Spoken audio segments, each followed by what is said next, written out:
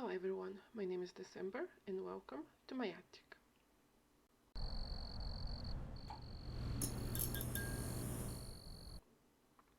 So, today we're going to do something a bit different because this is going to be the first... Wait, let me just move my camera a bit closer to my face. So today we're going to do something a bit different because today is actually going to be the first video of a two-parter. And today I'm going to talk about the first ever novel published by a specific author. And then the next video is going to be about his most recent finalized book series. And there is 9 years of progress between the first book of the first series, which I'm going to talk about today, and the first book of the second series, which I'm going to talk about next time. So we're basically going to be comparing kind of 9 years worth of progress and of growth as an author, which I'm going to say don't expect much. So is there change? Yes. Is the new series good? No. So, but let's not start backwards. Let's start from the beginning. And the beginning is, why am I wearing basically a very drab Victorian maid type of dress? And that's because I was trying to get in the mood, because those books make me sad, but for the wrong reasons. They don't make me sad because it's, the type of angst that has you sobbing in your pillow. No, they just makes me sad because the reading them was a very depressing experience. Especially in the second series, which I'm going to talk about next time. I actually read this one with company on voice chat because I needed moral support to get through it, because it hurts. But first, let's introduce this book.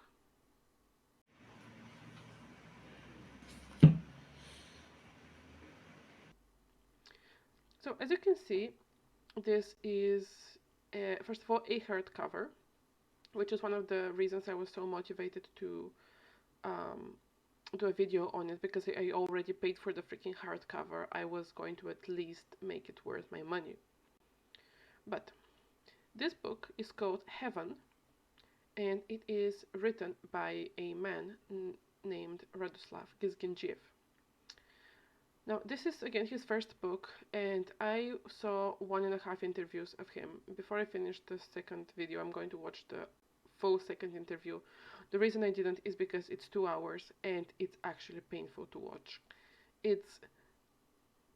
I know not everyone has the gift of sounding well when they speak, and in this I include myself. I am fully aware how I sound. But when you don't have experience, or you don't enjoy actually talking, and mix this with what exactly you're saying, it can actively make listening to a podcast, because that's what those two are, a very unpleasant experience. So I have seen one full interview and half of the other one. There's only 2 of them. And Heaven, also for those interested, Heaven is one of the few books of his which are also published in English. So if you're very, very curious, you can actually read this in English. I couldn't find a copy, so any text you see on the screen is going to be translated by me. But again, it is available in English. It exists. I'm not sure if it's available, but it does in fact exist in English. But why am I so negative about this? And I'm going to, okay, imagine this. Let me tell you what the general idea I have for this book is after I finish reading it. Imagine you ask your friends, like you ask like 5 or 6 people for some childhood pictures, but not just childhood pictures, just tell them to get the big box of photo albums, because back in my time, the photos were printed on the glossy little photo paper. So ask 5 or 6 people to get their family photo albums boxes. They could even have their parents' photo albums there, because for example, all the ones that I have, include me as a little cosmic calamity, as a little kitten.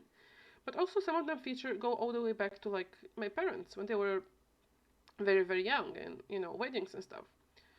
So ask 6 people to get all of their albums out and get all of the photos out, and at completely random pick 10 photos. So it doesn't matter if it's them, it doesn't matter if it's like their parents' wedding pictures, it doesn't matter if it's like some childhood holiday picture that they took of some like blurry statue or something. It doesn't matter. 6 people, 10 random photos from going back as far as possible. No rhyme, no reason. Just close their eyes, pick them up. Now, imagine taking all those pictures, putting them in a box, and just like shake and shake and shake and shake and shake it, and then opening it and dumping the whole thing on the ground.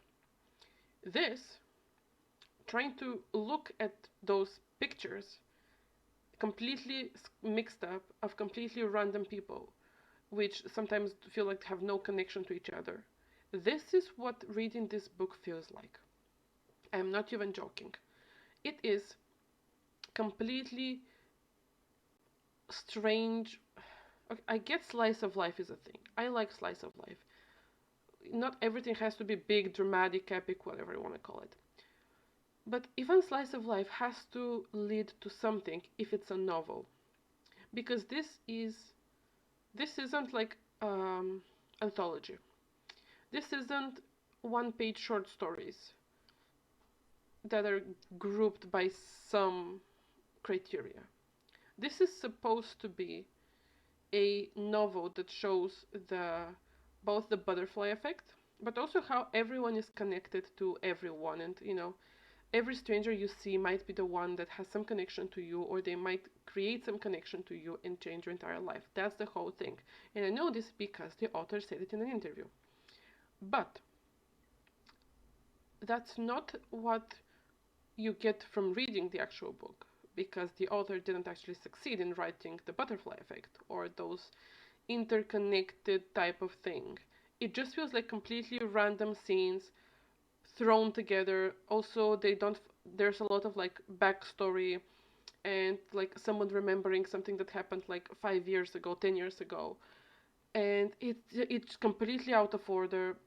And in the end of the story, I mean, not in the end of the story, but if we look at it as a whole thing, it doesn't actually succeed to establish how one person influences this hard everyone else. And not all the characters manage to have a connection with each other that makes sense or that's meaningful. Because while there are some superficial connections, they're just this. You seeing someone on the street and then walking past them, that's not an established connection. That's just a random person. That's not you being linked to this stranger or the butterfly effect. It has to be more. Like, there has to be something. Like, something needs to change from this. This has to lead to something. And in this case, while some lead to something else, a lot of those just don't. But what is the book about? So I would say like 90% of it is just normal drama. So there is some romance. There is no suspense. Don't look for suspense. It's not a thriller. It's just like everyday narrative, contemporary, of the lives of several people. There's like 5% supernatural stuff about it, but I mean, it is kind of pointless, if I say myself. I know so Heaven is in fact the first book of a trilogy. So actually, okay, so the book is actually called Heaven, the Strangers.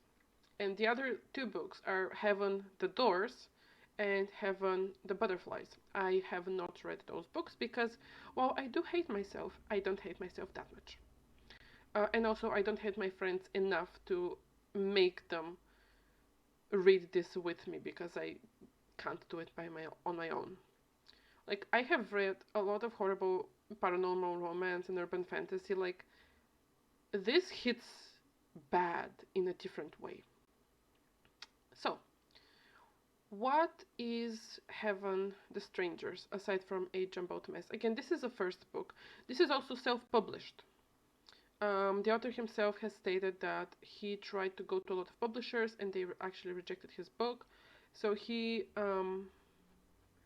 created his own publishing house to publish his book, and after people saw how successful it is, they started wanting to publish it, but by this point there was no point because he already had established his own publishing house. He also only publishes his books. So he literally does it for himself, which honestly, like, I am going to say this. I admire so much people who actually manage to write a book. Like, this thing, Heaven, the Strangers, is, let me see, I think it's like 400 pages, 340 pages. That's a lot. Like, just no matter how, if I like it or not, or if it's objectively good or bad or whatever, this is still so much hard work put into writing this. And the author also said that this was originally going to be a screenplay for a film, but it ended up a novel. And also it originally was going to be so much longer, but he kind of trimmed the fat, if you will. I wish he had done it more. But that's just me. But no matter what, that's so much effort, and I admire effort.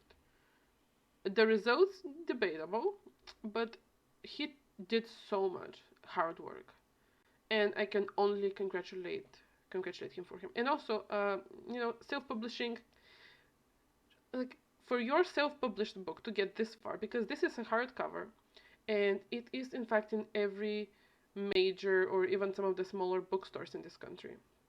It's, at least some of the books have been translated in English, and it's whether I like it or not, the book has gone quite far because all of the bookstores carry it, and it has objectively a very pretty cover. Sorry, I looked at the cover because I was like, I don't remember it. It has a pretty cover. It's a hardcover.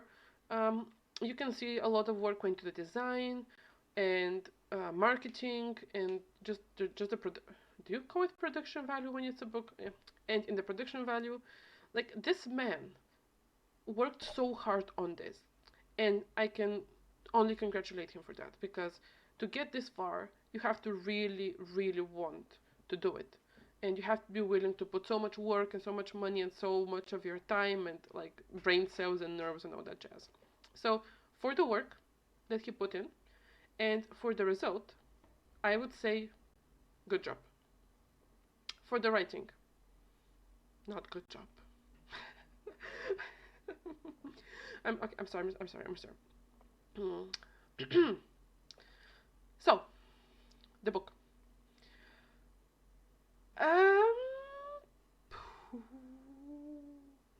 I would say this is a character-driven narrative, but the narrative starts on page 130. And before this, it's not driving anywhere. Like, the car never started. It's just sitting by the road, waiting.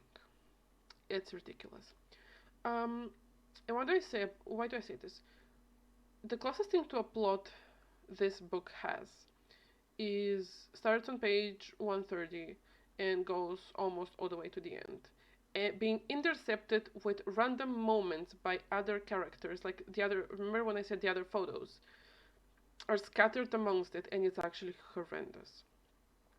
Also, for moral support, this time I do have a friend with me, or more like, I am going to have a friend read quotations from the book, because I emotionally blackmailed her. I'm sorry. So we're going to have Aunty Grumpy Cow reading this, and when she does, I'm going to have the text on the screen. Again, this is my translation. This is not the official because I couldn't actually find the official. And I mean, maybe I didn't try hard enough because I didn't really want to pay for 2 copies of this because I already felt like scammed enough. Okay, it's not a scam. It's a book by a self-published author. Okay, that's not a scam. I just Anyway, The nature of truth and lie is the very same. Both are merciless and both can change everything. Both look at us each morning from the mirror, laying like predators in our pupils, and they don't want to leave. In this aspect, there are two types of people: those who can see the truth and lie in their eyes, and those who aggressively ignore them. the characters, because this is purely for the characters. And for some reason, the author's very deep thoughts. Very, very deep thoughts. The author is a huge fan of Carl Jung, the philosopher. And in the other book, which I'm going to talk about next time, he literally has quotes from Jung. And he says that he's his greatest inspiration. Or more like reading his autobiography showed him that there's other people who have the same thoughts as him. Like, the author looks like a hipster, is the model on the cover of most of his books, and speaks like a very pretentious hipster. Like, sir, chill. It's fine. You're allowed to, mingle with us peasants. And I include myself, even though I'm not even freaking human. Anyway, that's not my point. My point is, the author is so pretentious. And it's not just for the book, because in both interviews, well, one of them, because the other one, the person who interviewed him had no idea how to interview an author. And I also feel like he was asking the same questions he asked every single guest. But on the second one, the person who was doing the interview obviously had done some research. So he was asking about the book, his inspiration. I mean, also there was some very stupid questions, but it was better than the first one. I'm not going to link those interviews because again, if you're watching this in English, you probably don't speak Bulgarian, you wouldn't be able to understand them. But if you Google his name in Bulgarian, in Cyrillic in YouTube, they're going to show up. It's two podcasts. One of them is like half an hour, 50 minutes. The other one is 2 hours. So the author, so pretentious, and he wants to you know show us his very deep thoughts on everything, on like the nature of humanity and connections and all that jazz. People are unrealized animals in their instinct. They don't like the different because that's not a good factor for their survival as a species. They act aggressively when someone doubts the righteousness of sex, aka the principles of multiplication of an animal breed. Animals have sex, and humans make love, and some people just have sex. For them, should love always be comfortable? But it's just word salad, man. It's nothing. Like this this contributes nothing, neither to the story nor to the characters. Well, it actually contributes to the characters because I start to dislike them more and more because I'm like, oh, so you're also very pretentious. Maybe that's why you don't have friends. When she was 9 years old, she used to spend hours looking at the sky. She thought the sky was like the surface of the river, and she used to call it the river of life. So, the clouds surely must be the foam on top of the waves of this mystical river. When she used to watch shallow rivers, she was sure her idea was correct. When she watched the surface of the river, she guessed this is what the sky looked like if seen from above. And when she looked at the bottom of the river, in her mind she thought it was like the surface on which we humans walk. The only difference is the density between water and air, she thought when she was 15. The only thing that confused her was why, if the water is more dense than the air, the clouds on the water move faster and the clouds in the sky slower. A year later, she realized the answer. The difference was in the scale. She loved watching not just the sky and the water, but also life. She wanted to find the key of time. And now, 23 years old, she decided that if time is like the pulse of the world, then it must be hiding the answers of the whole movement in the river of life. She had very strong instincts to think about these questions. Um, but the characters. I have notes. Um, my notes, I wrote them sitting on my balcony, which is why they're so ugly written because I was sitting on the tile and I had the floating papers on my tie and writing like this, because I was feeling like writing those notes then, and I knew that if I missed the moment and went to get like proper notebook and try to write a proper script, I'm going to lose the desire to do anything. So this is scriptless. I just have a few a few words for each character written on like a weekly planner type of sticky notes. That's the best I could do. I'm sorry. I'm going to do better for the next one. I promise you. And you know, maybe if I reach like 1,000 subscribers or 1,000 views on this video, I might read the other books of this series. Anyway, also I have like the ink that I wrote on with is a bit smudged because I also used the stack as coasters at once. Sometimes I don't usually do this.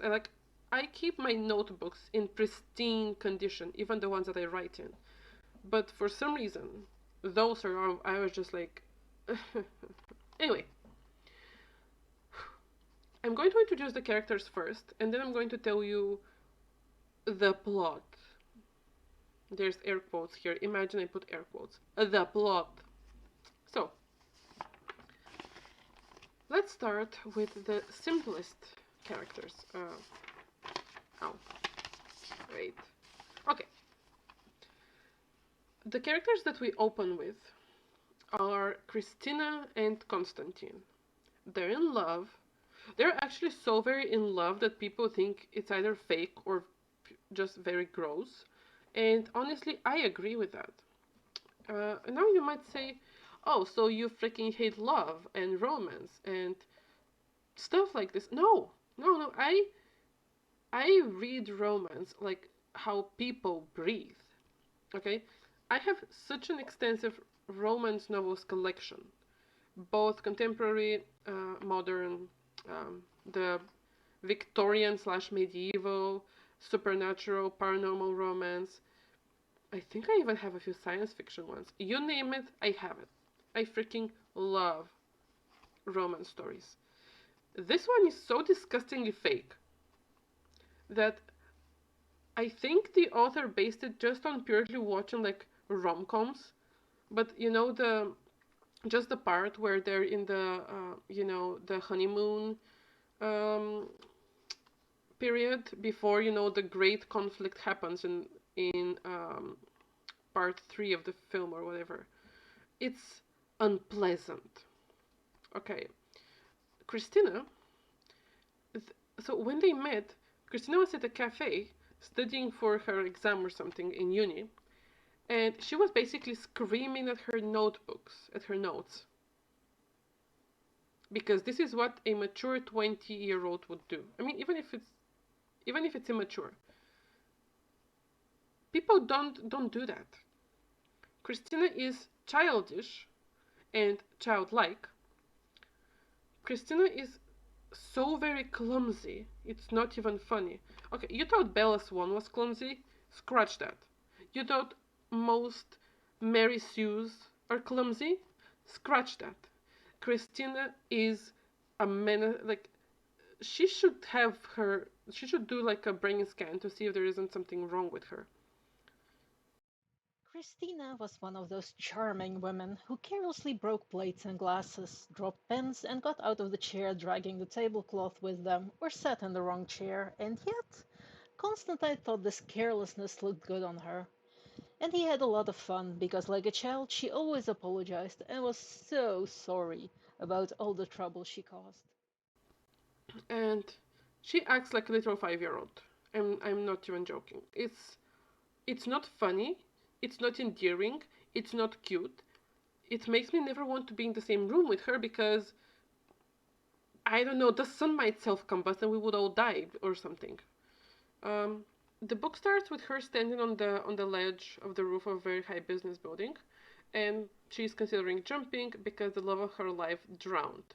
Now we don't I mean, we know what happened, but there is no build-up because when the book starts, then we get a few days. We go a few days in the past to see what happened, and like when the book starts, we know that her husband is already dead because she's basically, she cannot live without him. But the way it happens is the scene where he dies is so underwhelming, I guess, because we get her thinking about Annie and all, which is very dramatic. We get their love story before that, which is just.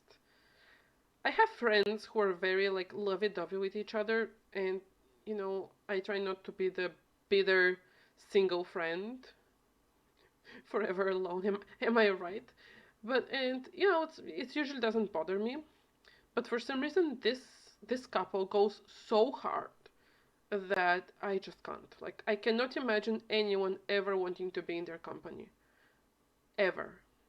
Because this is atrocious. Because, they're, aside from the pet names and, him calling her on his way to work because, like, her favorite song came on the radio. Also, there's a scene, because Christina works in a bookshop, he's a professor in the university. There is a scene where he goes to visit her, and in the bookshop during the workday, when there's customers and her colleague. And Christina slowly approached him before leaping and jumping at him to hug him. The moment she jumped and grabbed at him, Constantine lost his balance and didn't manage to step back. Both of them dropped on the advertisement stand with all the new books by the window. Diana screamed when she saw them drop to the floor. Christina and Constantine started laughing, buried in books. Diana herself laughed with them while watching them in secret. Constantine got up, dusted himself, and kissed her forehead while she was gathering spilled books. He noticed that Christina's colleague was watching them with disapproval. this is supposed to be treated as cute and normal? No, that's not how adult people behave in public. They it's it's just very it's too much.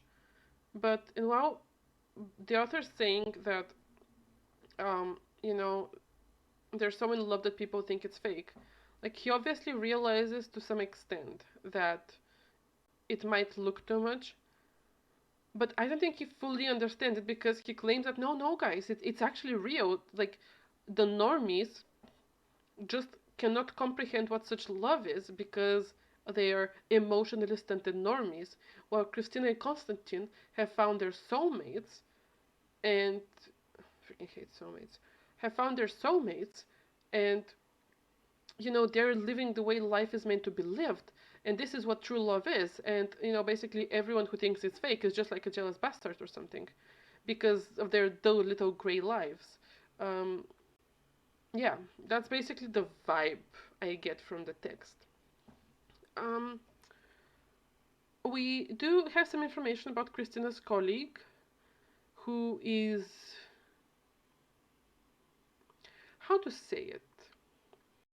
Christina's co-worker was a beautiful woman around middle age who always had short-term and dramatic relationships. She demonstrated at any possible moment that men are just to be used and are worthless for anything else. She liked to create affairs with married and rich men she could take advantage of. Her acquaintances called her a bitch, and strangers called her a whore. Christina thought that deep inside Annie was good. She often saw her at the office bathroom putting on her makeup after crying. Christina was never mad at her tone, because she was sure Annie had a difficult past she didn't want to talk about. Annie was jealous of her, but not in that type of dark jealousy, but more like a thirsty person who is complaining that their neighbor has a fountain in their yard. Christina was aware of this and was not upset. Annie was a bitch to everyone who saw her as one. But Christina had figured out that Annie was just like all of us, needing unconditional love and eyes that could reflect her as a better person. Very few people understood these things, but Christina was one of them. For all of those books claim to not have Christian ideology, and all of those books somehow follow traditional Christian or not even traditional, but like the conservative Christian modern Christian ideas. And this is actually something which I think is very, very funny.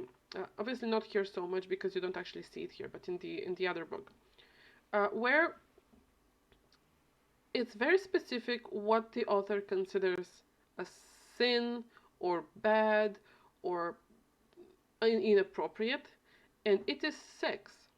But it's very interesting what the author doesn't consider sex and therefore okay, because some of those go hard. And yet the author is like, no, no, no, it's fine, guys. And at least for me, the only reason why we would sympathize with character A but are supposed to really hate character B is because character A might be like a garbage human being, looking at you, Virginia, from the next book, but at least she doesn't have sex with motive, with like, she doesn't sleep around. Like, she might have done a lot, and trust me, seeing the things that the author doesn't consider bad is actually impressive. But at least she doesn't have sex with, like, outside of a committed relationship or whatever you want to call it. It's fascinating. It's actually fascinating.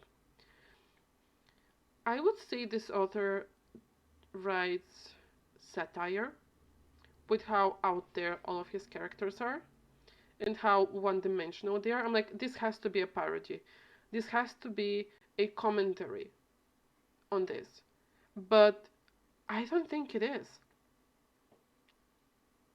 Because the only queer character gets, like, we see him as accepted or finding happiness or whatever you want to call it, only when he finds a stable relationship. Like monogamy, all that jazz. I mean, it's still with a man, which one of the other characters has a bit of a homophobic, moment there. It's still with a man, which progress, I guess, but it is very much the stable, monogamous. Let's move together on week 3 and calm down type of relationship. Because I guess that's the only happy ending a very artistic, very angry man who clearly needs help can. That's the only happy ending for him. A stable, monogamous relationship with someone who is very, like, obviously, again, stable and not all that adventurous and all that jazz.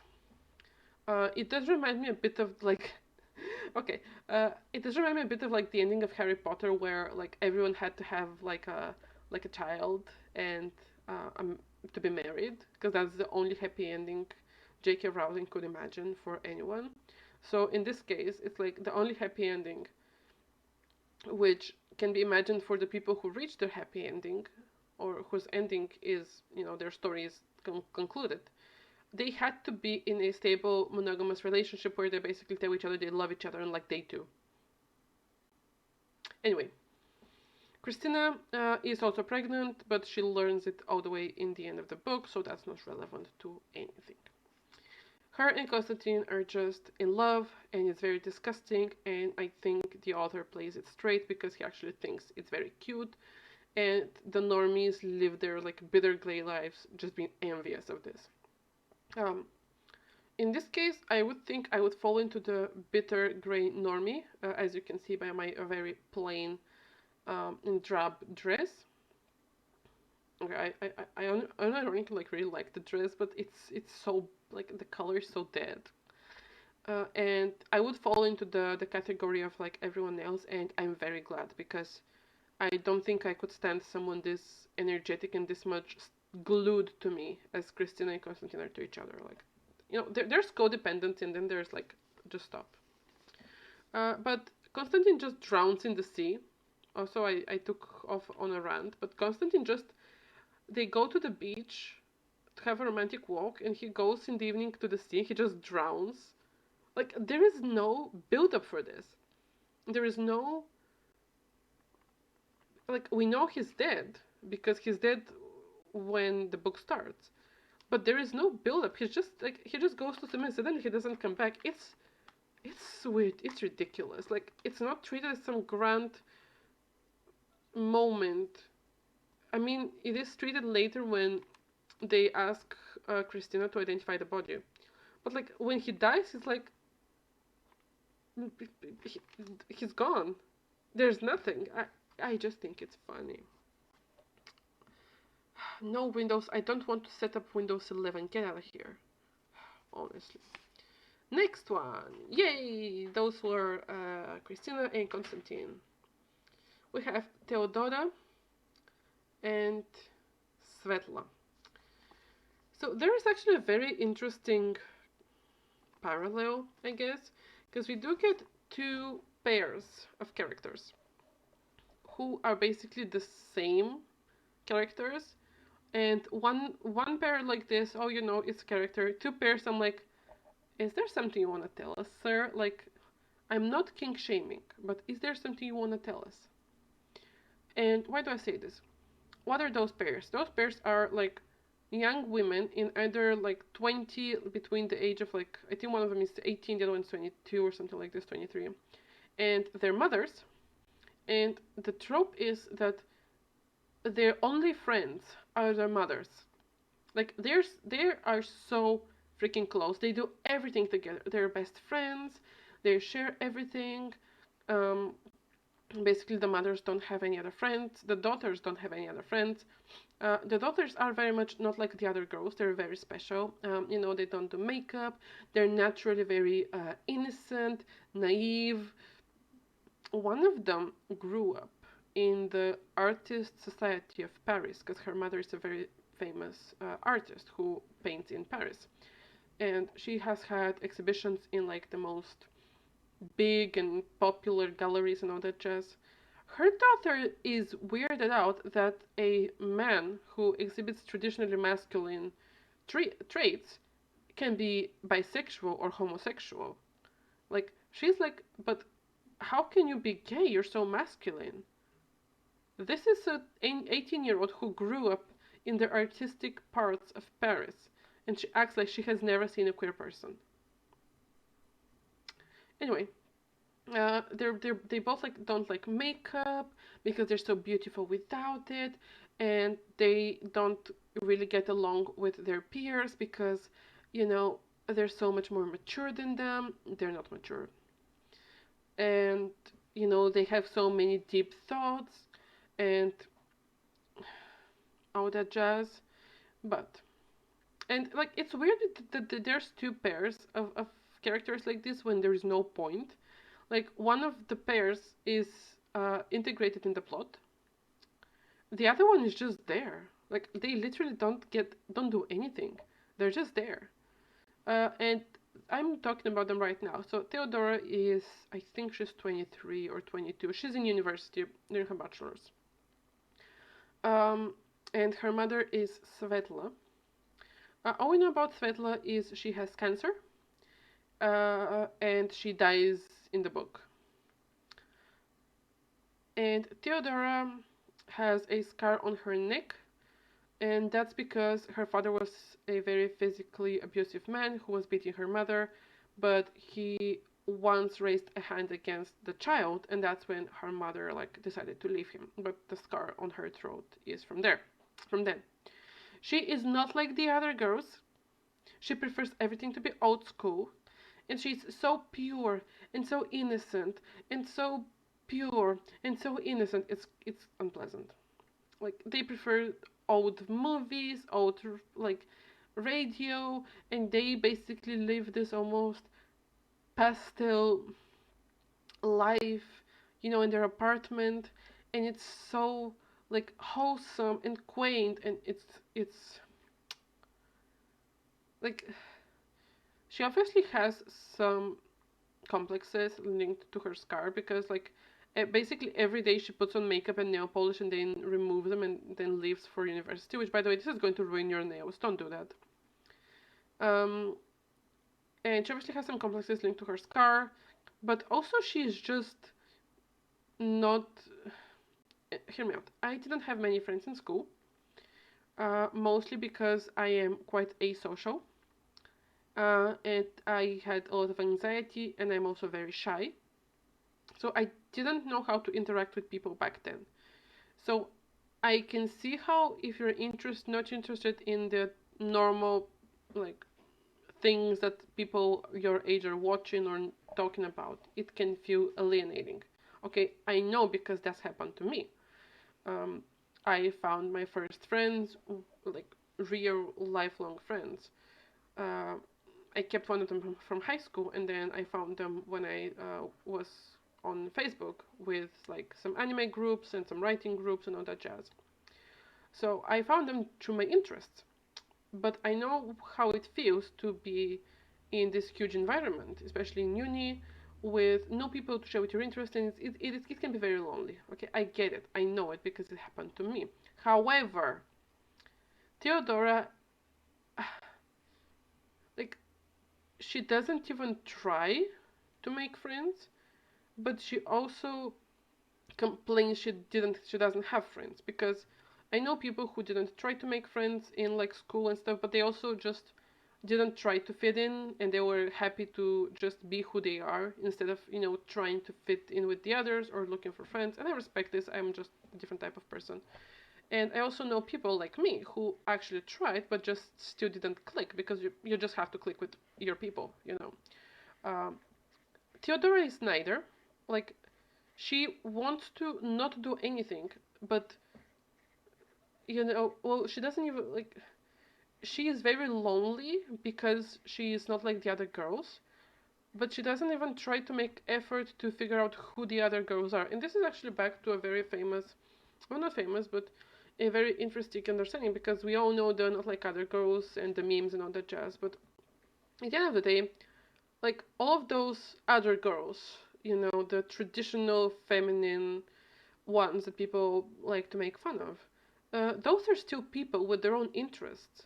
And even if you think their interests are like silly or shallow, that's just what they enjoy. And I don't think there's anything wrong with having like a shallow interest or enjoying your pumpkin spice latte or something. I mean, I just don't because I don't do coffee or pumpkin. But my point is, the whole not like other girls narrative is flawed in so many ways. And yet this author just takes it at face value. He treats the other girls as the shallow, gold digging, man obsessed, you know, vapid, very much the early 2000s cheerleader archetype. And for someone who claims to be this deep, I don't think this is very deep of him. I'm just going to say it. So Theodora, again, doesn't make an effort to get along with her peers, and they avoid her because in uni it's actually much easier to not make friends with people you don't want to make friends with because it's not like high school where you're stuck with them on your desk. Uni actually makes it much easier, and again, I know because I've done it. So Theodora and Svetla have literally no connection to the plot, whatever passes for plot. And they also have no real connection to the whole butterfly effect that the book is trying so hard to go for and failing so hard at. They're just their own very separate. I mean, we get a lot of scenes with them, and we get a lot of scenes to see their relationship. Oh, by the way, something about their relationship. I'm going to have Aunty just read you something right now, so I'm going to leave you in her very capable hands. The two of them started laughing hysterically. They loved to imitate personalities from the fun TV series they followed on TV. They spent a few seconds looking at each other's eyes. If there was a third person, they would be holding their breath as to not to interrupt one of the most beautiful things they had ever seen, a mother and daughter among piles of colorful scarves, healing other painful past. Two women who kept going with all of their love. Anyway, so they have no. I don't even know why they're in this book. Because they have no connection to, again, this big spider web, if I can even call it like this, of people who are interconnected in some way. They don't take part. They're not a ripple from the butterfly's wings. If we're looking at the butterfly effect, it's I don't even know why they are there, because they contribute anything. And this actually makes it even more weird that the mother-daughter pair is there as a second one, because if they did something, I would say, okay, they were necessary for the book, and he just went with the same trope twice. But they're not even necessary. They don't do anything. And I'm still not sure why they're there, aside to show us that one of the other characters is a piece of shit because his male friends make fun of her and he just, like, doesn't say anything. So, next mother-daughter pair. Let me just put my sticky note on my computer. Don't judge me. Next mother-daughter pair are Diana and Sylvia. Sylvia is the extremely famous artist who, they live in Paris, but in the summer they do the van life and they come to Bulgaria to visit some art festivals here. And Diana is so it's not Diana, it's Diana. So Diana is the 18-year-old who is not like the other girls, because she not only knows all the fancy ladylike stuff, but she's also very down to earth, and she knows how to grow vegetables, and she can drink beer, and that's very not like other girls of her. She's such a freaking pick-me-up. Oh. Each summer, they took the role of hippie sisters and had their own hippie month. That was what they called it. What was interesting was their life in France involved visiting exhibitions, parties, and cocktails where they could pick and choose the wine, champagne, cheese, and caviar extremely carefully and with taste. And the next day, this didn't stop them from starting a caravan to go to a forest, drink cheap beer, and roast onion rings on the fire. Those contrasts made them feel fresh. They called it the richness of life. Sylvia had raised her daughter like this, to recognize the shades of Van Gogh, but also the soil he painted with such passion and pain. Diana could take care of any type of vegetable and fruit, but also create aristocratic dishes out of them. Their huge terrace in France was a garden where they grew anything. Sylvia was very proud that she was raising her daughter like this, a lady and a hippie in one body. Most people interpreted their relationship as too modern, free, and unnatural. But the truth was, Diana had turned into a wonderful young girl who perfectly could tell good from evil. She knew the norms of the three major religions, and she respected them. Her peers thought her naive because of her mother's protection and their money. The truth was different, but jealousy liked to grow in the purest fields to provoke unclean emotions. Sylvia was not rich or poor. She just put her money in expenses and not in material. God. Um, she she bypasses the naive point and goes straight into the stupid point. Especially for someone who has traveled around Europe and who has supposedly lived in a very liberal, artistic society, very bohem, very like hippie. She acts like the priest's, like the preacher's daughter or something. Like, it's ridiculous. She also wants to study photography. She has a fancy camera that she takes pictures of random people on the street. Her only interaction with Christina is when she sees, I think she sees either only Christina in the bookstore or Christina and Constantine in the bookstore, and she takes a picture of them, something like this. But Diana is actually one of the participants in the actual plot of the story, and she is the one who has a love story. Kind of. Look, I know insta love is a thing. I don't like it, but I know it exists. This is worse than most insta love or insta lust we see even in freaking paranormal romance, which are just, oh, I saw his like white shoulders and it wasn't the Niagara Falls in my panties. This is just dumb. And I know it's all about seeing someone and feeling this instant connection with them, and maybe they're your chosen one, they're your soulmate, they're there to save you, to help you, yada yada yada. It doesn't feel earned. It doesn't feel organic. It doesn't feel real. It's very much forced. But let's take it one step at a time. Let's start with Sylvia, who is her mother. She's the artist, and they come for one art festival and also to have like exhibition in a gallery, and also because every time they come, Sylvia actually goes to the city.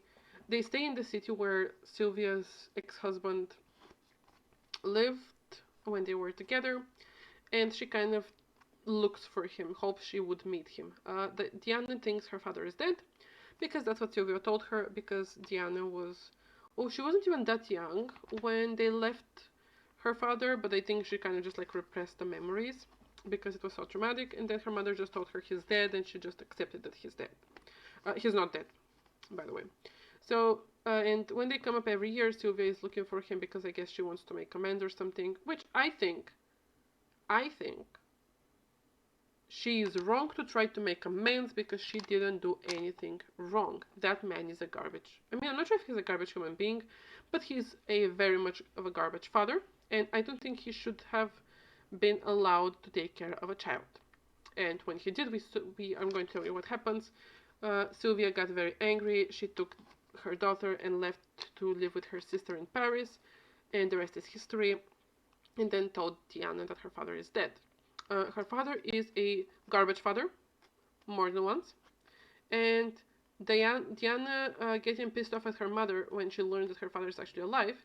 And like, we're supposed to sympathize with Diana.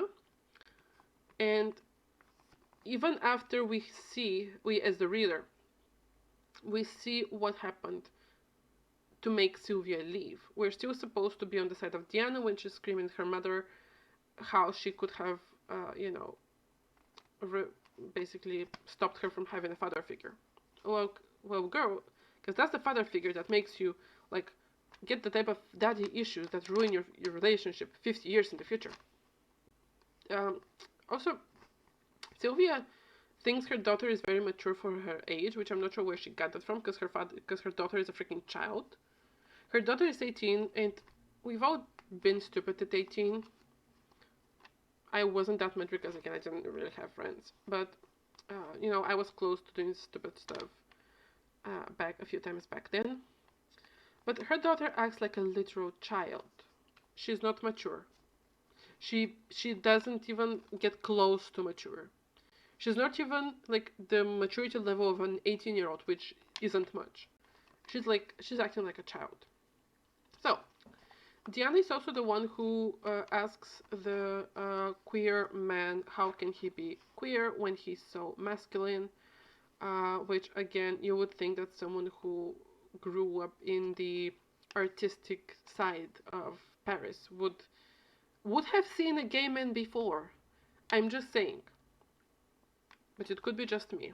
It's probably just me. She's very much not like the other girls, trademarked. She thinks her father is dead, and yes, I'm reading a list of character traits I have on a piece of paper. She is very childlike, again, acts like a literal child.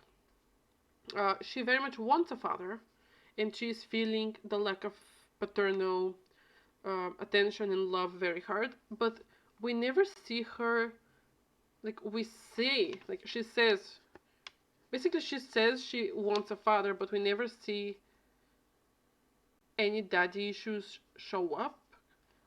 And I know there is like the insta love thing, but this isn't like, it doesn't even have to be outright said, but even in context, let me just fix my microphone.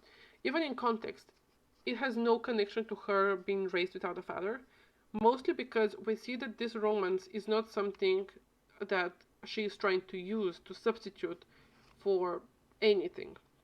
Because we're supposed to think that this romance is actually real, true love, all that jazz, which means it's not born of her trying to like channel her daddy issues. So we don't actually see those daddy issues, which is weird. And I'm not saying every woman has to have daddy issues. I say as someone who has a very like close relationship with my father. Like I freaking adore my dad. He's the best. And as someone who writes a lot of fan fiction of people who have daddy issues.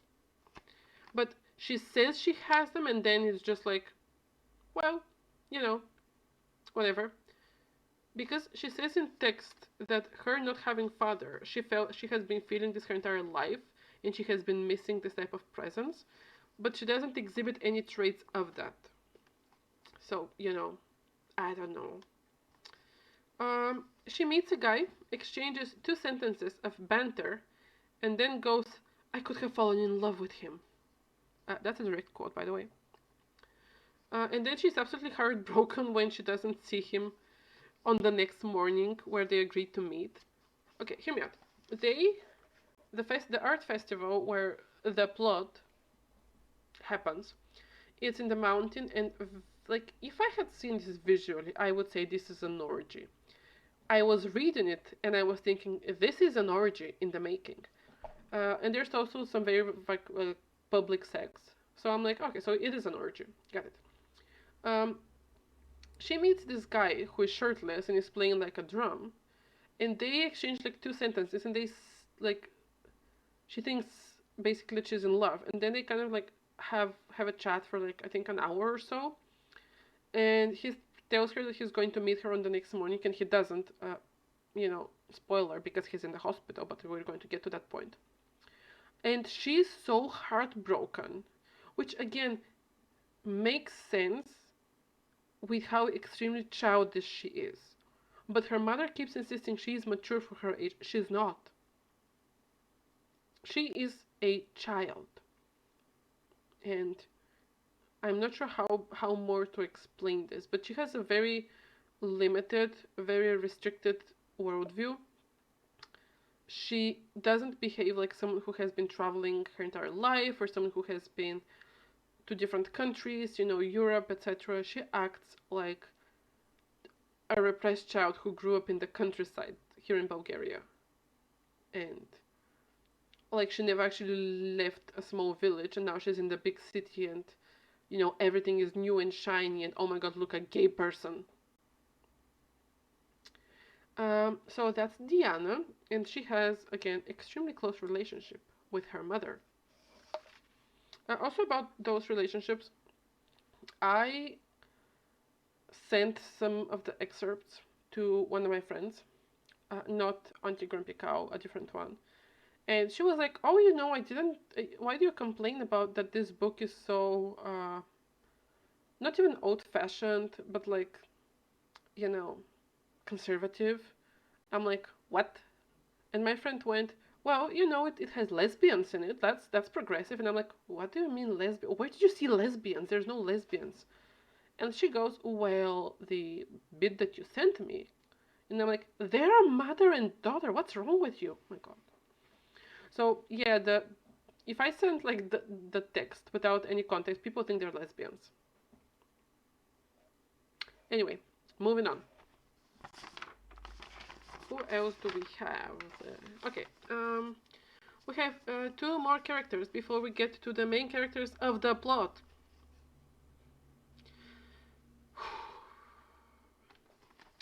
Next character. The father who supposedly gave Diana all the daddy issues is a world-famous pianist, piano player, piano man, piano boy. Him and Sylvia were married. They had a child.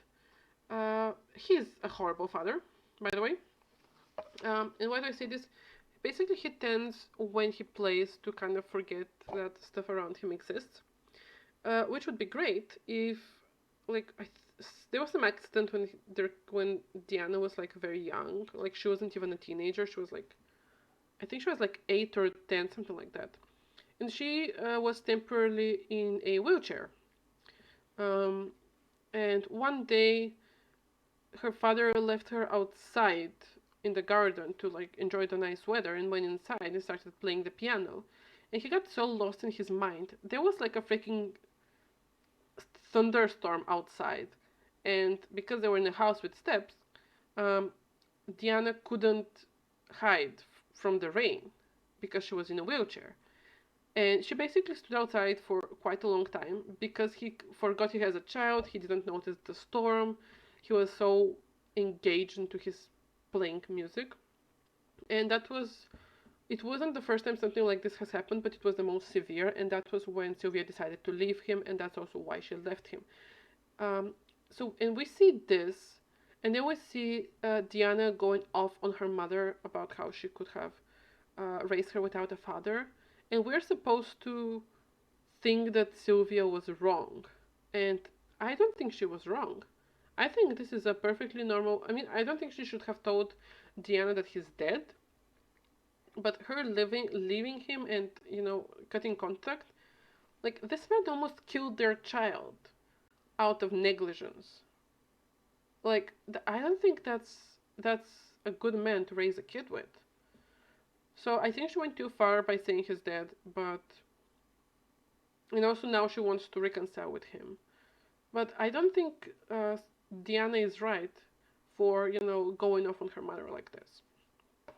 Also, he's so hot that women can't help but want him. And there is, I'm going to have Auntie take it from here and tell you about the lady who interviews him once on TV. She was one of those women who preferred to fall in love with the moment rather than the men in their lives who had left them behind. She let them go without even knowing their names. It was enough for her to keep the memory of his hands she never touched, of the mix between his shirt and eyes, of his smile, the memory of the light falling on his face for a few seconds. That was enough. When she went home in her lonely house, she would love him forever. Yes, those women have the most men in their lives, even if they have made love with only one. Yeah. So, his name is Colin, by the way. He wants his wife and child back. Oh, she was 8 when he forgot her outside in the thunderstorm. She was 8, wheelchair bound, and I think she caught like pneumonia or something like that.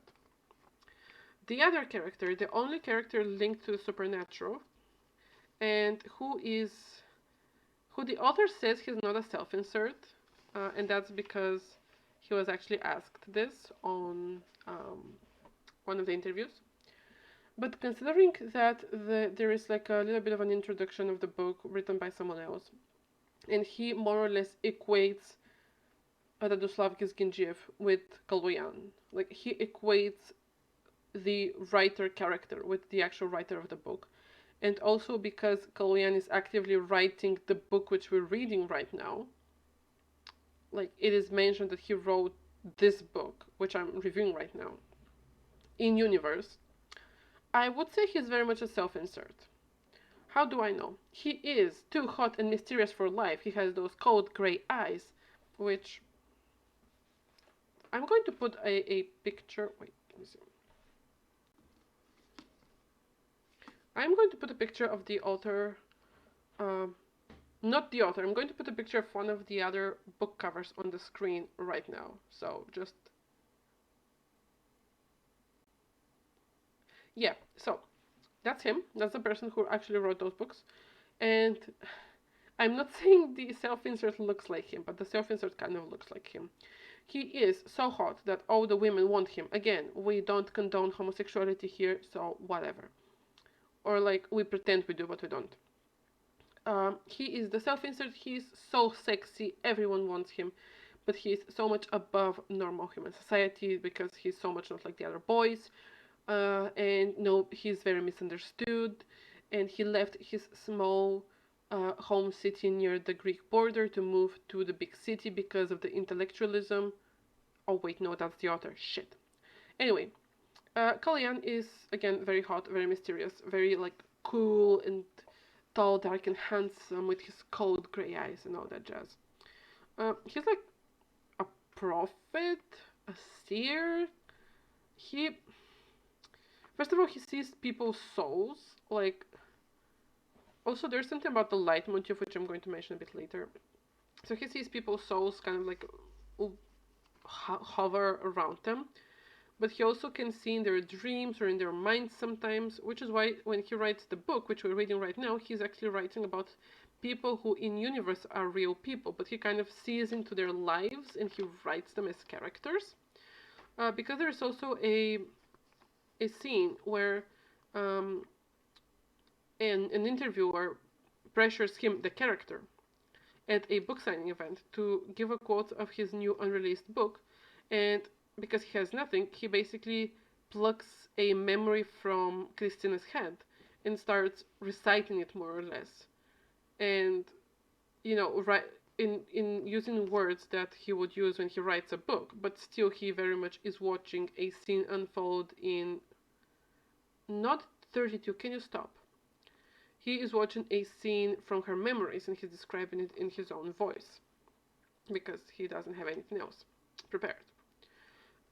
He sees dead souls, he sees living souls. He Have you heard the show Don't Tell? Sometimes it's possible, sometimes it's good, sometimes it's not possible, sometimes it's not good. But what I found very, like, at least if you're going to, like, tell it, at least tell it once. Because what we see in Heaven is we see a lot of character traits which are shown to us. And I'm like, okay, that's, we can kind of see this. But then we have the narrator, I guess, because the book doesn't have a narrator.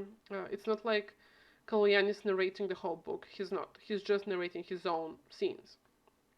The POV changes, which is disgusting, by the way. But we see that, like, Kaloyan meets one of the other characters who I haven't spoken about yet.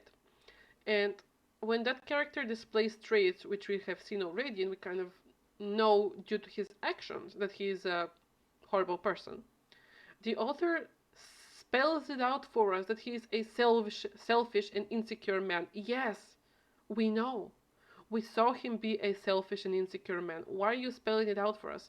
How stupid do you think your readers are, that they cannot grasp that a one-dimensional piece of garbage you wrote is in fact a piece of garbage? Like,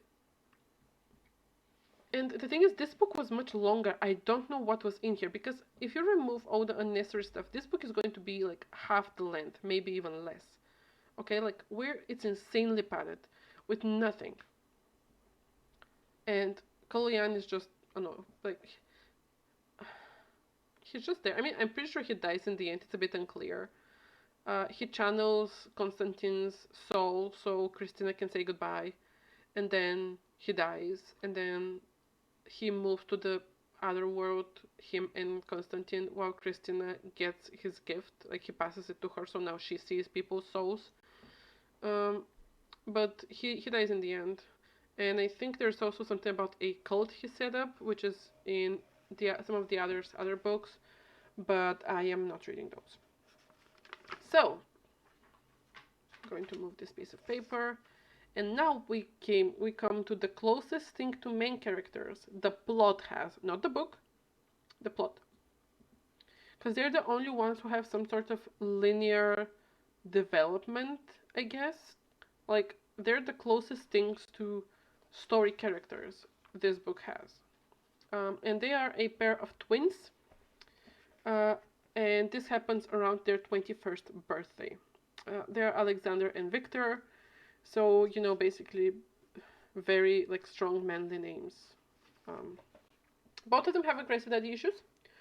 And in this case, we actually see those daddy issues, unlike with Diana. Are they well written? No. But we at least see them. And then the author has to ruin it all and take it too far, but that's just me. What do we know about the twins? So Alexander and Victor turning 21, and we are actually present. One of the scenes is their 21st birthday. Their parents are separated. Their father has moved on. I think he has a much younger girlfriend or something, and has been, like, moved on for literal years. Their mothers, for some reason, still tells everyone they're together and that he's going to come back to her, like all the neighbors and shit. And obviously she's very delusional, like she needs help. And like deep inside she kind of realizes that he's not coming back and he doesn't want her and all that jazz. But she is kind of lying to herself and lying to everyone else to convey the lie she tells to herself to, like, solidify it. She's a dormant. she basically, I'm going to make a pen of this. I'm going to say something about all the mothers in this book. But Alexander is, and obviously the twins are polar opposites, because they're twins, so they have to be very different. Alexander is the good boy. You know, there is purposefully making a character boring, and then there is going, again, it just goes so far. It goes from trope, obvious, one-dimensional into comedy. Like, he's so boring and dull. It's funny. Okay, you think my dresses though, like with the colors? This man is 21 and he goes every day to university in a full-on tweed suit. He wants to live in the States because American dream, even though anyone with access to the internet would know how not, you know, how the American dream is kind of like not as dreamy as it pretends to be. But he wants a completely passionless life. He wants a very boring wife, to have very boring 2.5 kids, you know, the nuclear family.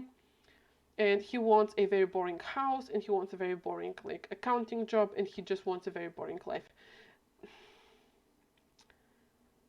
We see that, you know, when he gets feeling the vibe of the not orgy, he becomes a different man, but again, it's too far. It's so far, it's pushed so far that turns into comedy, and I cannot take it seriously. His daddy issues come from the fact that he is the one that his father always praised, and he both wants to keep his father's approval, but he also wants to at least a little help his brother who hates their father, and their father hates him. So we have some like conflict there. I mean, no, we don't, because this never comes as a conflict. He never stands up in front of his father to defend his brother. We see it that he very much does everything he can to appease their father, but also he kind of tries to be there for his brother. But this is not shown as a conflict for him. He never has to wonder, should I do as my father says, or should I do as, you know, my brother needs me to do. It's never a real conflict, so I'm not going to count this one. What else? He is very purposefully boring. He wears tweed at 21. He has very sexist best friends, because they like make fun of Theodora and think she's very stuck up. Like, she is very stuck up, mind you, but the way they say it is very like sexist, and he doesn't say or do anything. He just like, he doesn't even react really. He plays the drum half naked. That's his wild side at the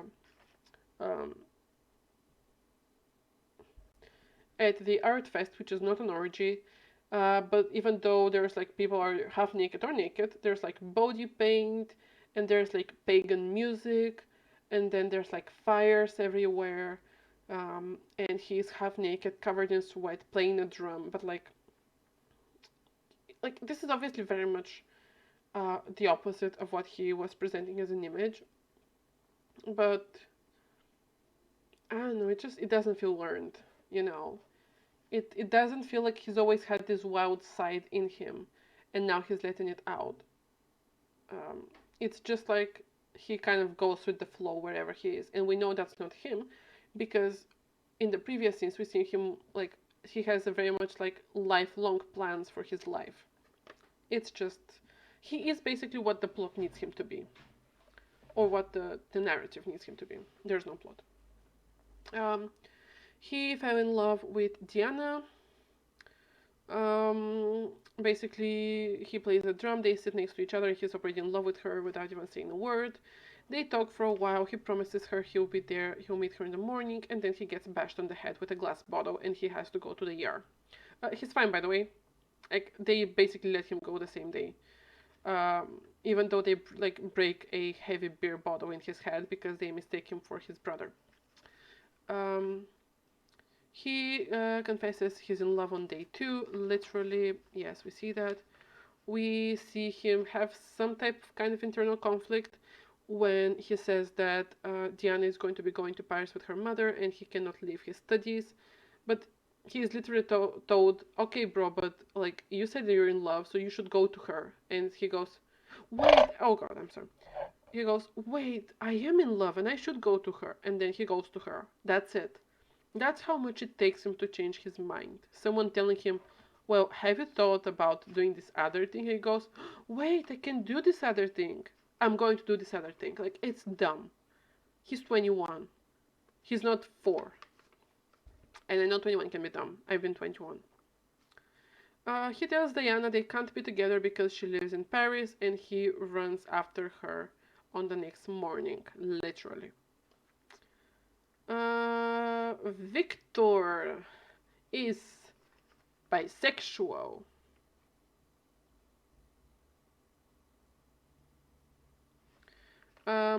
He is. He's such a garbage human being. He's very much the, oh, I tell it as it is because nobody else is going to tell you the truth. No, to the people who are, I tell it as it is. No, you're not. You're purposefully rude to people and you mask it as honesty. That's not nice. That's not cool. Leave it alone. Nobody wants you. He has. I wrote insane daddy issues, and then I wrote aggressive daddy issues. I wonder why. He's an absolute dick to everyone. Like, he's supposed to be this like tough love. If he cares about you, he's going to like violently care about you. But it doesn't feel like that. He just feels like a garbage human being. He's supposed to be cool and terrifying, and he just looks like a freaking fake emo. Everyone at the art faculty was trying to look extravagant, but it looked good on some, and on some it didn't. It looked good on Victor. Actually, he had such a masculine behavior that nobody could ever think that he also liked men. He was too arrogant and brave to hide his urges, and he didn't like saving the public from them. It was the same today, when along with his friends he left the building of the art faculty by kicking the door. He was wearing a black tracksuit bottom and a black tank top. On his arms he wore multiple leather bracelets. On his neck he had some type of necklace with black stones and woven dark feathers. On his fingers massive silver rings and black nail polish. No one could deny he was causing fear. Like, that's not cool or terrifying, my man. He hates his mother because she is a doormat and she's still waiting for their father. Which she is, and she is. But he is very much hateful towards both of them.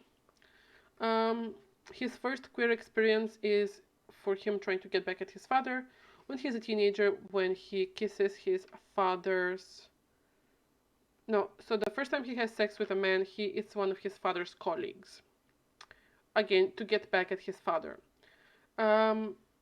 He very much thinks of himself when he has sex, which is something I see oddly a lot of times in this author's work, and I'm not sure why. Like, people more or less masturbating to themselves. I'm not sure what's going on there. But he thinks mostly about himself when he has sex. He's not all that concerned about his partners. He is very, loud, aggressive, brash, all that jazz. It's nothing new.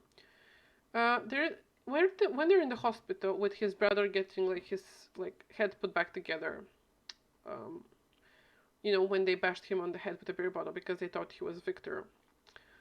Their parents show up in the hospital, and they're 21, and their father, cannot tell them apart.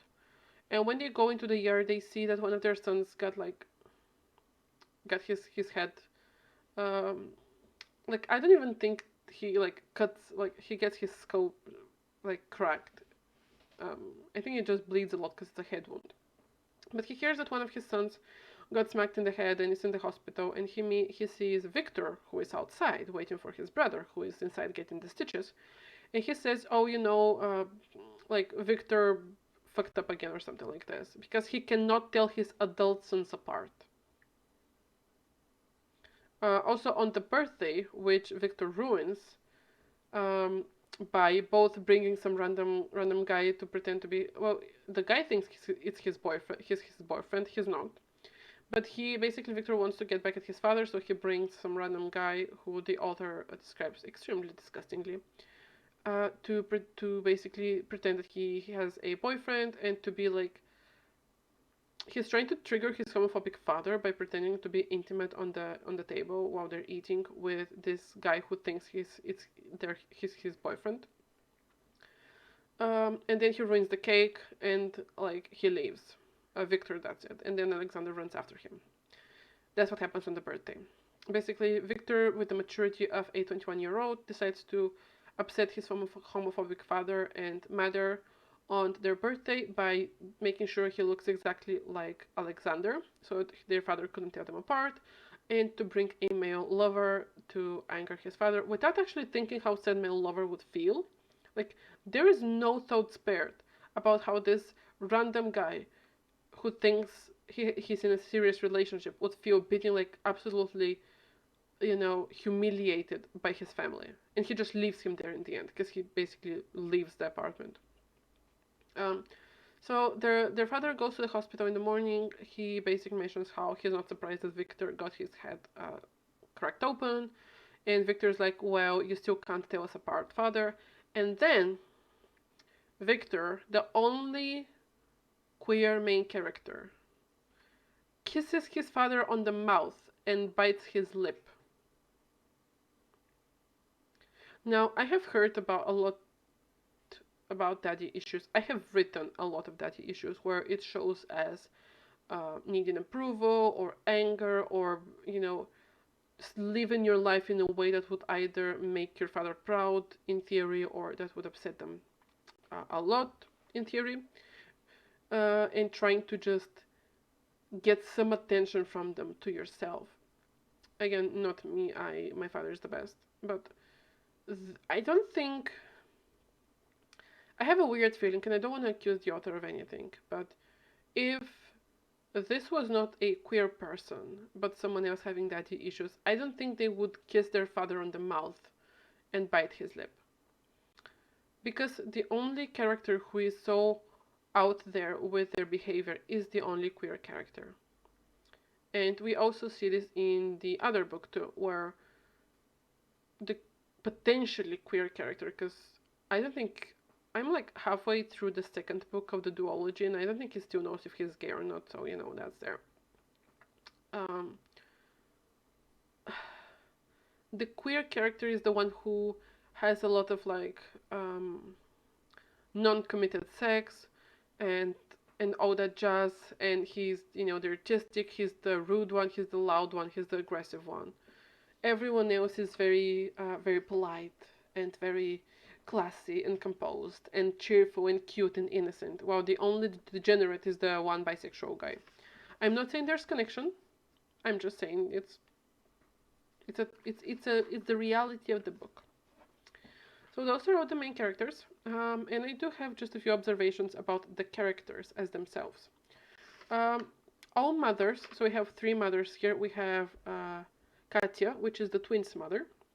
We have Sylvia, and we have Svetla. They all have the same style of behavior and clothes. So they all come from different backgrounds, and yet they're all the epitome of feminine beauty, of classic and classy feminine beauty and mannerisms. Even when Sylvia says, oh, she and her daughter went camping and drank beer, like, she is still the classiest lady around. Same thing with Theodora's mother, same thing with the twins' mother.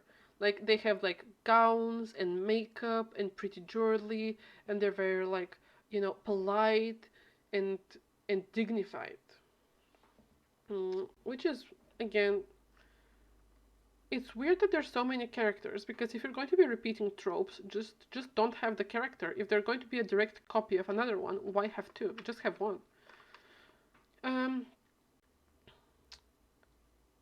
the author loves for some reason using the word childlike, and I feel like it's supposed to show purity and innocence, but those characters are too innocent and too naive and too clumsy and too emotional, and it's I feel like when he uses childlike, he uses it as a compliment, but seeing those characters, it's really not a compliment. It's an insult, and it's true for all of them. Like, they're all childlike, and for all of them, it's an insult, and it's true, and it's annoying to read.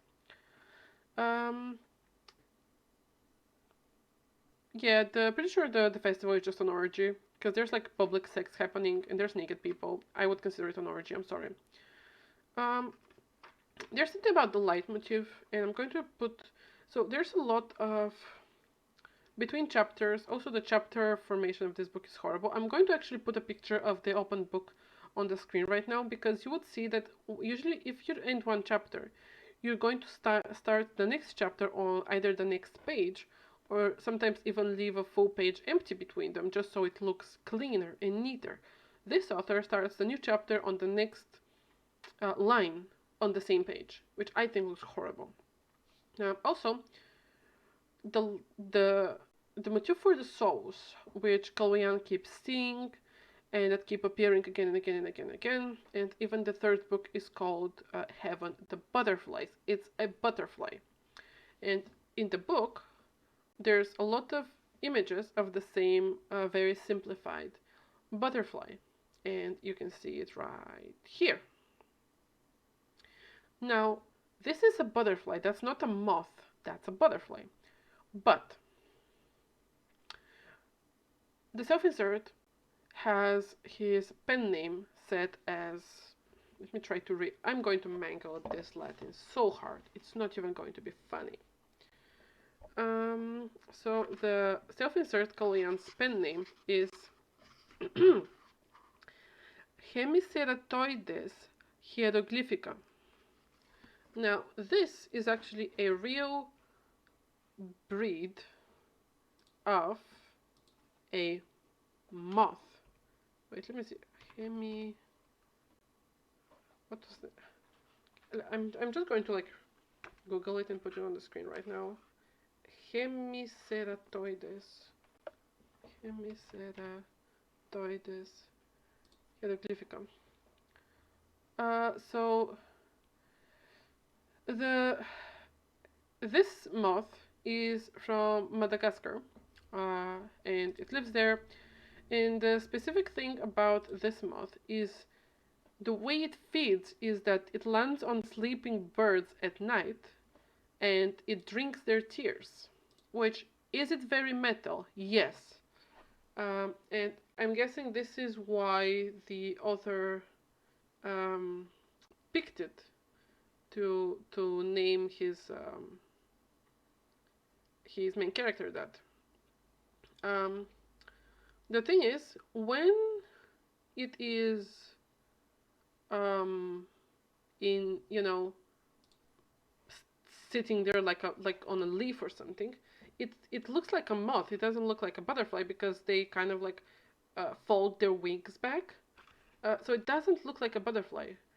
If you see it kind of in exhibitions, it looks like a bit like a butterfly, because it can be like the wings are open and they couldn't be like pinned. But when it's alive, it actually looks like a moth, because it's a moth. It's not a butterfly. Fun fact: in Bulgarian, the word moth is just night butterfly, but it's still very well known that it's a completely different type of animal. So you can obviously see those are not the same animal, and for some reason the book almost equates them. It's like, oh, you know, the butterflies that are people's souls, but very obviously the motif is about the moth. And then come the birds, because when they see them from afar, the souls are, like, the author describes them as, if you look at it from very far, you cannot tell if it's a bird or a butterfly, which I cannot imagine the ugly animal you need to see to look at it and to not be sure if this is a bird or a butterfly. So we have three different animals. We have a moth, we have a butterfly, and we have a bird. And for some reason, those are supposed to be interchangeable, like a motif, like a symbol. And I don't get it. I'm very confused because they very much don't look the same at all. I'm like, sir, which one is it? Because obviously it's the butterfly because there's an image of it in the book, and the third book is called Heaven, the Butterflies. But the self-insert, the narrator's pen name is a moth, and then a lot of time people see those souls when there's some magic happening, and they think that it might be a bird. So I have no idea. I'm lost. So what is the plot? Well, I actually kind of told you the plot already just by telling you about the characters. The plot is basically the birthday gets ruined, and Victor hitchhikes to the art fest because he wants to smoke weed in Alexander's car, and Alexander's like, no. So Victor hitchhikes, and he's picked up first by a trucker, and then he's picked up by Diana and Sylvia. And they arrive at the art fest, which during the day kind of looks sus, during the night looks like an orgy, obviously. And there Victor goes to have a one-night stand while Alexander plays the drum, meets Diana. They make face at each other, and then they like talk. He goes off to do something, I forgot what. He gets his head, like some people who meet Victor earlier like think they see Victor again because they're twins, and they like hit Alexander in the head with a beer bottle, and then he basically has to be taken to the ER. Their parents show up there. Victor kisses his father. It's very gross. And then that was my email. And then we see, so they're at the gallery opening, and then they go to a bar where Victor meets the like queer bartender, and they like, this is his now monogamous relationship commitment, whatever. And this bartender is also who Diana asks how he can be gay when he's so masculine, which I don't see how those have anything to do with each other, but that could be just be me. And then Alexander tells Diana that they cannot be together because she's going to Paris and he has his studies, and she leaves crying, and then on the next morning he chases her to the airport to declare his love for her. In the meantime, Constantine is dead, obviously. Christina is on the ledge, and Kaloyan, because again he's some type of like, he not only sees the butterflies, the souls, he has been seeing this since he was a car crash as a child, and his parents died, and then his grandmother raised him.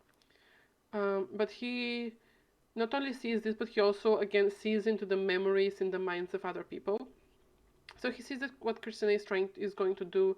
He runs to the roof where she is, and basically like Constantine saw, I guess, going to his body, because while Christina is looking at Kaloyan, the self-insert, she like his face kind of changes into her dead husband's, and she tells him goodbye, and then she suddenly starts to see the souls around her, and then she sees she has two, one for her, one for her, for the baby she didn't know she was carrying.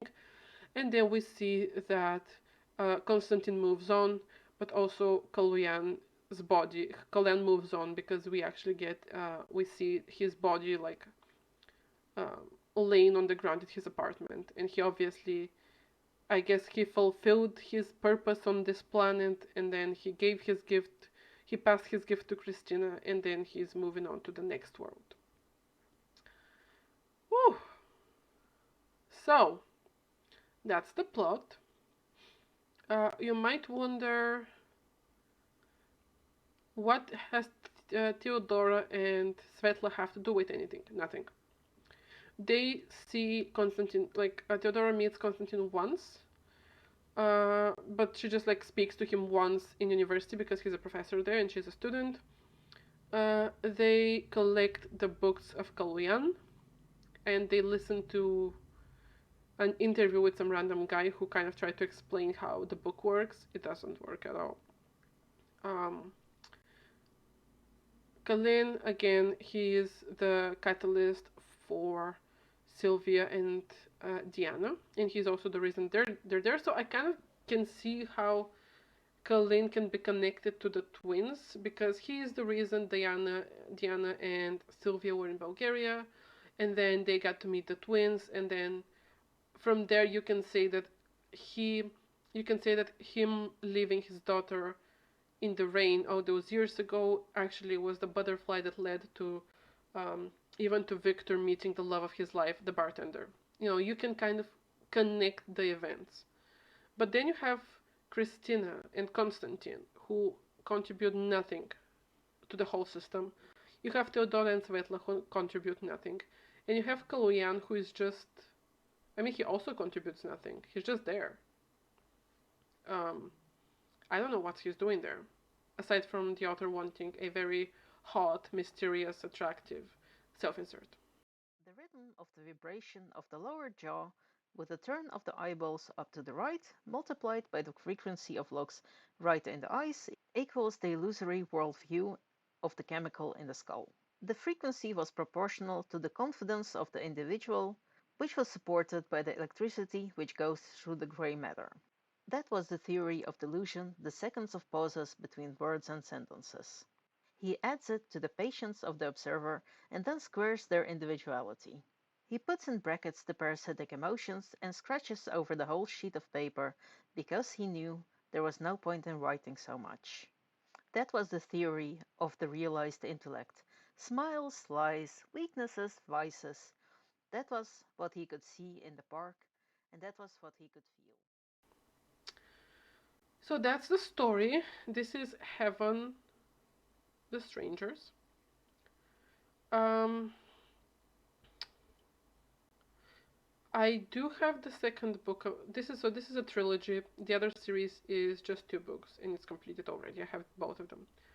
I have the second book of this series. I own it. I am only going to read it again if I reach like 1,000 subscribers or something. Because I don't want to cause myself so much emotional damage and psychological damage for nothing. I'm sorry. So I know that this is supposed to be a series, so it can be incomplete, like it can be left without tying every loose end. But it feels like there was no end. I mean, I guess the twins' story kind of got concluded because they've both found love, you know, monogamous, um, calm, mature love instead of sleeping around or something like this. And everyone else, I'm like, why were they even in this book? What was the point of having so many characters when they're not going to do anything? Um, the prose is overblown with useless stuff.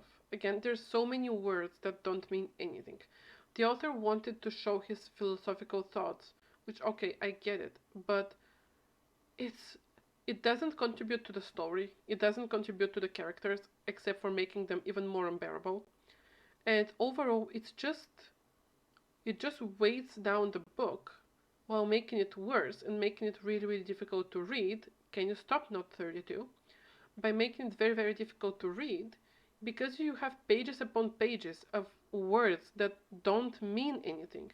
And even if they mean anything, they don't contribute to the story or to the characters or to nothing.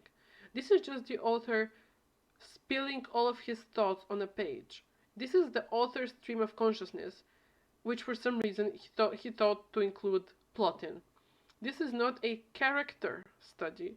This is not a character stream of consciousness, because I have one of those books. I just haven't read it yet. This is the author just thinking about philosophy, writing it all down, and then thinking, oh shit, this needs a plot so I can sell it. Also, yeah, also he denies that Kalyan is a self-insert, which is funny because in the other series there's also a second self-insert who is canonically hotter and more powerful than the first self-insert, which is just very much giving me that abandoned talent with Josh Hutcherson fanfic vibes, because like you do a self-insert but then you write an even more sexy self-insert and the new self-insert is canonically better than the first self-insert, which I think is just amazing. But overall, it's not a good story. There is a story, but the story is so overblown. It's so stuffed with pointless words and pointless cosmic thoughts, and the characters are so one-dimensional. Again, the characters reads like satire. They're this tropey and one-dimensional and cardboard cutouts and pointless. This reads like a freaking parody of those character tropes. It's this bad. And while in the future books, at least from the ones which I've read, the author does get a bit better.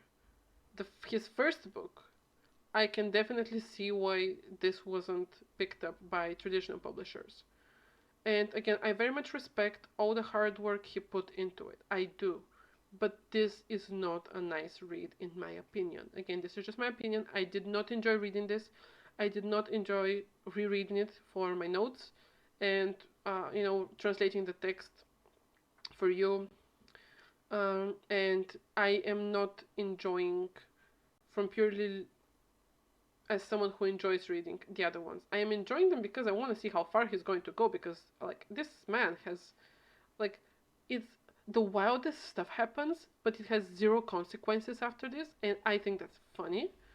But I think I enjoy reading it to be able to do a video on it, but I did not enjoy reading it simply to enjoy reading it.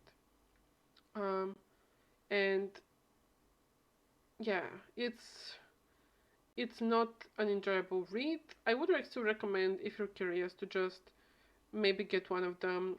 I think this one comes also in paperback. So I would say if you can find it in paperback, get the paperback. Don't pay for the hardcover. See if you like it. If you like it, then you can get the other ones with hardcovers. Because this isn't for everyone. I don't see who this one can be for unless it's someone who is as pretentious as the author. And as someone who considers myself pretty pretentious, this is telling you something. But overall, this was Heaven, The Strangers, the first book of the Heaven trilogy by Radoslav Gizginjiev.